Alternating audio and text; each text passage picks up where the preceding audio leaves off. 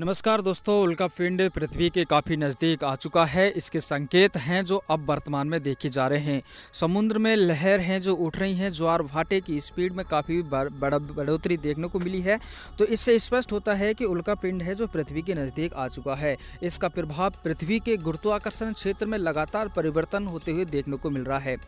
NASA की अंतरिक्ष agency और जापान की अंतरिक्ष एजेंसी जाक्सा दोनों ही इस पर कड़ी तरह से नज़र रख रही हैं। यदि इस उल्का पिंड की दिशा में थोड़ा सा भी परिवर्तन होता है या ये उल्का पिंड पृथ्वी की ओर मुड़ जाता है तो दोस्तों भारी तबाही मचा सकता है, क्योंकि इस समय सबसे खतरा ये उल्का पिंड ही बना हुआ है। ये उल्का पिंड वह उल्का पिंड है जिससे कह सकते हैं नास्ट्रोदामस ने भी इसी उल्का पिंड के बारे में भविष्यवाणी की है कि उल्का पिंड से पृथ्वी जब टकराएगी तो बहुत ही प्रलय देखने को मिलेगी। ये उल्का पिंड समुद्र में गिरेगा। ये नास्ट्रोदामस ने कहा है कि उल्का पिंड समुद्र में गिरेगा और समुद्र में गिरने की वजह से पूरी पृथ्वी में जल प्रलय होगी और आगामी कुछ देशों का पूरी तरह समाप्त होने की संभावना बनी रहेगी। तो आगामी 14 फरवरी 2060 को ये घटना होगी। तो इसके बारे में अभी हम जानकारी वर्तमान जो उल्का पिंड है इसके बारे में ले लेते हैं।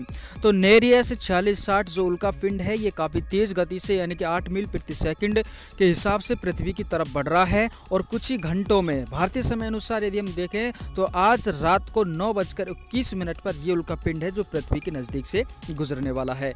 नासा की वैज्ञानिकों ने इसको लेकर पूरी तरह स्पष्ट कर दिया है कि दोस्तों हम पूरी तरह सुरक्षित हैं, इस समय अभी कोई खतरा नहीं है। अगर खतरा ऐसा देखने को मिला तो ये तो स्पष्ट हो गया कि इस पर दोस्तों जो अंतरिक्ष नासा एजेंसी के द्वारा जो इस समय जो प्रैक्टिकल किए गए हैं यानी कि कह सकते हैं अनुसंधान किए गए हैं, उन अनुसंधान के माध्यम से इसकी दिशा को भी परिवर्तित कर सकते हैं या फिर इसको रास्ते में नष्ट कर सकते हैं। लेकिन ऐसी अभी कोई दोस्तों यहाँ पर कोई इन्फॉर्मेशन ऐसी नहीं आई है कि जो उल्का पिंड से हमें पूरी तरह खतरा है।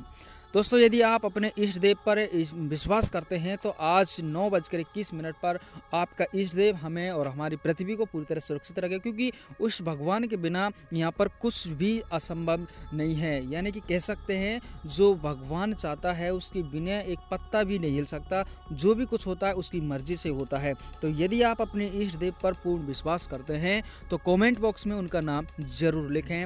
अब हम बात कर लेते हैं यहाँ पर इस उल्का पिंड के खतरा के बारे में।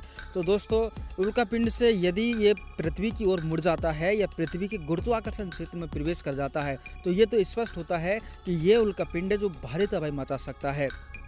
इसके क्योंकि ये उल्का पिंड आकार में 330 मीटर लंबा है, दूसरा एफिल टावर के बराबर इसकी आकृति बताई जा रही है। तो ये तो निश्चित है कि इस उल्का पिंड को जो पृथ्वी का गुरुत्वाकर्षण क्षेत्र है वो इसको नष्ट नहीं कर सकता, और नष्ट नहीं कर सकता तो ये पृथ्वी से पूरी तरह टकराने की संभावना ज़्यादा बढ़ जाती है। और जब ये पृथ्वी से टकराएगा तो कितनी तबाही मचेगी इसका अंदाज़ा नहीं कर सकते, क्योंकि पूर्व में वैज्ञानिकों का कहना है कि जो पूर्व में सृष्टि थी जिस पर बड़े बड़े डायनासोर जैसे पशु पक्षी रहा करते थे उनका भी विनाश है जो उल्का पिंडों की बारिश की वजह से हुआ था। पृथ्वी पर लगातार उल्का पिंड गिरे थे और इसकी वजह से उनकी संपूर्ण जाति है जो समाप्त हो गई। इस समय दोस्तों सबसे बड़ी अपन ये कह सकते हैं